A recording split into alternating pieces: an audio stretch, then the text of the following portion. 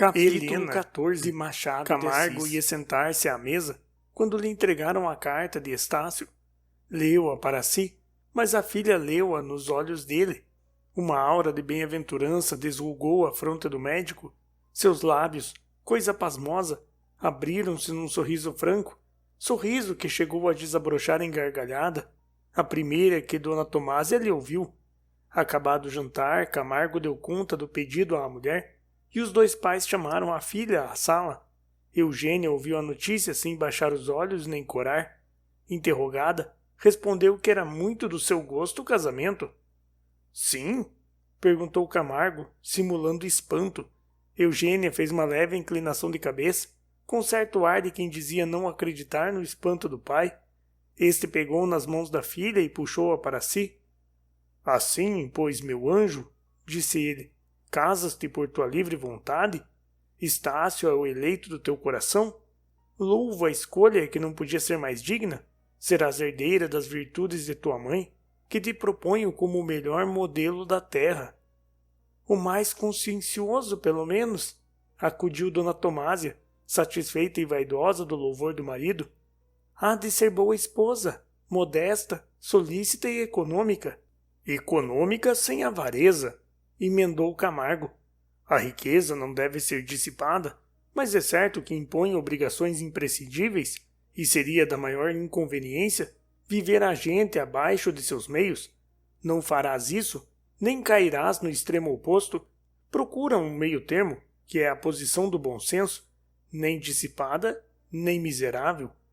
Dona Tomásia concordou com esta explicação do marido, enquanto Eugênia, olhando alternadamente para um e outro, parecia não lhes dar a mínima atenção.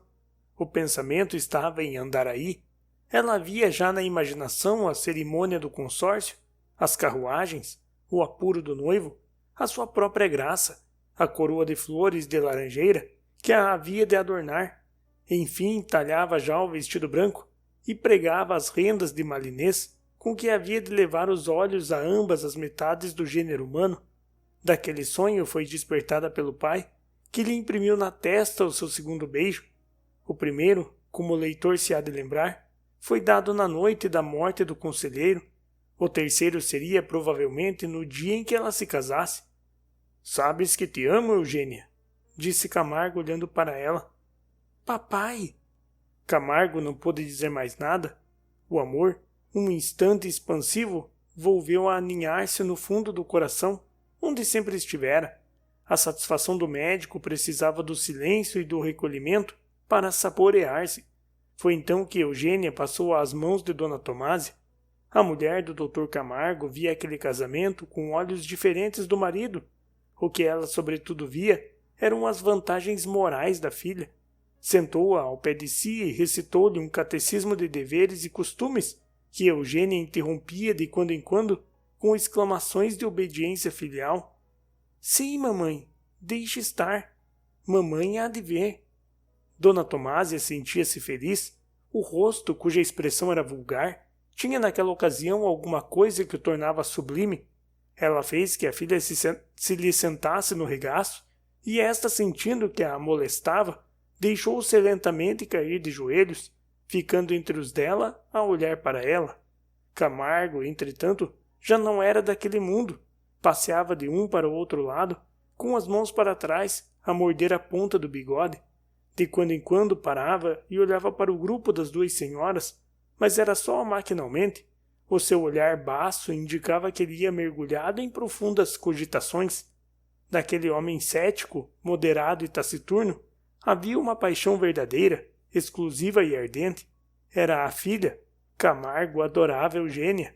Era a sua religião. Concentrara esforços e pensamentos em fazê-la feliz, e para alcançar não duvidaria empregar, se necessário fosse, a violência, a perfídia e a dissimulação. Nem antes nem depois sentira igual sentimento. Não amou a mulher. Casou porque o matrimônio é uma condição de gravidade. O maior amigo que teve foi o conselheiro do vale, mas essa mesma amizade que o ligara ao pai de Estácio nunca recebera a contraprova do sacrifício. Aliás, apareceria em toda a sinceridade a natureza do médico. Ele só conhecia os afetos por assim dizer, caseiros e inertes, os que não sabem nem podem afrontar as intempéries da vida. Nas relações morais dos homens, possuía somente o troco miúdo da polidez, a moeda de ouro dos grandes afetos, nunca lhe entrara nas arcas do coração.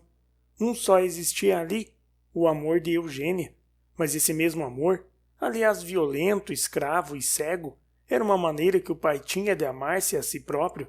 Entrava naquilo uma soma larga de fatuidade. Menos graciosa, Eugênia seria, talvez, menos amada. Ele contemplava-a com o mesmo orgulho com que o joalheiro admira o adereço que lhe saiu das mãos. Era a ternura do egoísta. Amava-se na própria obra. Caprichosa, rebelde, superficial, Eugênia não teve a fortuna de ver emendados os defeitos. Antes foi a educação que lhes deu. Dos lábios de Camargo nunca saiu a expressão corretiva. Nenhum dos seus atos revelou esse procedimento vigilante e diretor, que é a nobre atribuição da paternidade. Se a índole da filha fosse má, a cumplicidade do pai falaria péssima. Não era, felizmente. O coração conhecia as doçuras da bondade. A rebeldia era um hábito, não um vício nativo. A própria frivolidade foi-lhe desenvolvida pela educação, nada podendo o zelo da mãe contra as complacências do pai. Esta era a explicação também da fascinação que exercia nela o tumulto exterior da vida. Quase se pode dizer que ela não conhecera o vestido curto. A modista a desmamou. Uma contradança foi a sua primeira comunhão. Não era fácil dar a Eugênia a felicidade que o pai ambicionava e a que mais lhe apetecia a ela, posto não fosse perdulário. Eram poucos os haveres do médico, de modo que a filha não podia caber pecúlio suficiente a satisfazer todas as veleidades. Ele espreitou durante longo tempo um noivo, armando com algum dispêndio a gaiola em que o pássaro devia cair. No dia em que percebeu a inclinação de Estácio, fez quanto pôde para prendê-lo de vez. Esperou muitos meses a iniciativa de Estácio, e quando ela lhe entregou a fugir para a região das coisas problemáticas, suspeitou a influência de Helena. Já era muito que esta moça diminuísse a herança do futuro genro. Arrancar-lhe o genro era demais. Camargo não hesitou um instante. Foi direto ao fim. O resultado confirmou-lhe a suspeita. O casamento era muito, mas não bastava. Camargo cuidara na carreira política de Estácio como um meio de dar certo relevo público ao da filha e por um efeito retroativo a ele próprio, cuja vida fora tanto ou quanto obscura. Se o marido de Eugênia se confinasse no repouso doméstico entre a horta e a álgebra, a ambição de Camargo padeceria imenso. Vimo-lo apresentar a Estácio a maçã política, recusada a princípio, foi-lhe de novo apresentada e finalmente aceita com a noiva. Esta dupla vitória foi o momento máximo da vida do médico.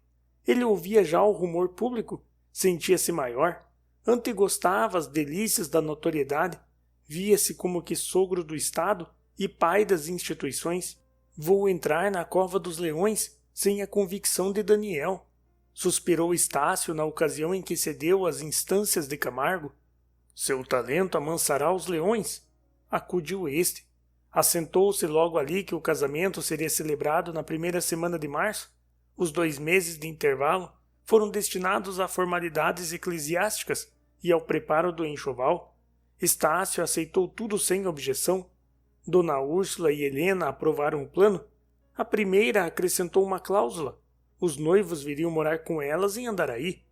O padre Melchior, consultado sobre o casamento, deu-lhe inteira a aprovação, e só lhe pareceu que o prazo era longo demais.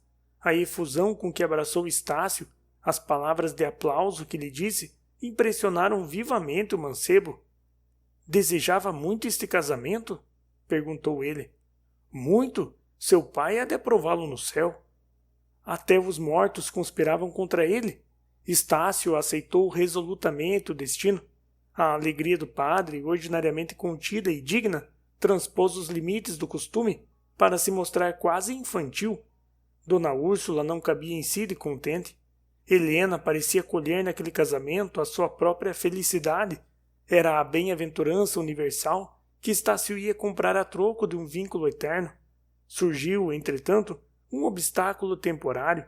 a madrinha de Eugênia, a fazendeira que lhe mandara um dia a Opala, que a moça admirou namorando ao mesmo tempo os olhos do futuro noivo, a madrinha de Eugênia adoeceu gravemente, menos ainda da moléstia que a cometeu, que dos anos que lhe pesavam nos ombros. Era a senhora rica, viúva, flanqueada por 2 sobrinhas solteiras, uma cunhada, um primo, 2 filhos destes e uma vintena de afilhados. Já daqui se pode inferir a estreiteza das esperanças de Camargo, posto que ele não tivesse nunca preterido os deveres que lhe impunha o vínculo espiritual, dando à fazendeira todas as provas possíveis de um grande afeto, ainda assim era de recear que a última vontade da moribunda não trouxesse o cunho da estrita justiça, ou, quando menos, de razoável equidade. Nestas circunstâncias, a viagem a Cantagalo era urgentíssima e cumpria realizá-la à custa dos maiores incômodos. Todo incômodo é aprazível quando termina em legado. Camargo não perdia a esperança desse desenlace igualmente afetuoso e pecuniário. Resolveu ir com a família toda e avisou por carta ao futuro genro. Estácio estimou o obstáculo, mas não contou com o que lhe trazia no bojo. Chegando ao Rio Comprido, achou aflitos o médico e Dona Tomásia. Eugênia recusava sair da corte. Em vão lhe mostravam a conveniência de corresponder, em ocasião tão grave, à afeição da madrinha. Debalde lhe diziam que era ser ingrata não ir recolher o último suspiro da venerável senhora, sua mãe espiritual. Eugênia recusava a pés juntos. Assistiu o noivo à última fase da luta entre os pais e a filha. Esta trazia os olhos vermelhos de chorar, batia com as mãos uma na outra, declarando que só iria à força. Estácio procurou chamá-la à razão, apoiando as reflexões do pai, sem alcançar mais do que ele. Enfim, Eugênia pôs uma condição à sua aquiescência. Irei, se o doutor Estácio for conosco. Camargo aprovou a condição in petto. Verbalmente, opôs-se ao sacrifício. Estácio enfiara. Posto entre a espada e a parede, já a viagem de Eugênia lhe parecia supérflua. Acompanha-nos, insistiu a moça. Não é possível, acudiu o médico. Tamanho incômodo por um simples capricho? Pois então não vou. Dona Tomásia ficou um tanto vexada com a teima de Eugênia. Estácio mordia o lábio olhando para a moça, cujo rosto o interrogava instantemente. Venceu o decoro, considerando Eugênia sua mulher. Quis cortar por uma cena que lhe parecia ridícula. Acompanhá-los-ei, disse ele sem entusiasmo. A solução era favorável a todos. Os 3 aceitaram de boa feição. Marcou-se a viagem para 2 dias depois. Dona Úrsula, apesar dos bons olhos com que via o casamento, achou desnecessária a ida do sobrinho, mas não empreendeu dissuadi-lo. Helena aprovou tudo. Ele fez sentir às 2 parentas a extensão do sacrifício e esteve a ponto de retirar a palavra. Era tarde. A última noite passada em Andaraí foi cruel para ele. As horas voavam ligeiras como nunca. Como devia sair no dia seguinte, logo cedo, ali mesmo se despediu da tia e da irmã. Despedida de alguns dias que lhe custou como se fora de anos. Prometeu, entretanto, que o regresso seria breve. O que ele não podia prometer era conjurar o drama que se lhes preparava. Drama que ia, enfim, desenvolver-se, intenso, funesto e irremediável, do qual não o consolariam jamais nem as doçuras da paz doméstica, nem as glórias da vida pública.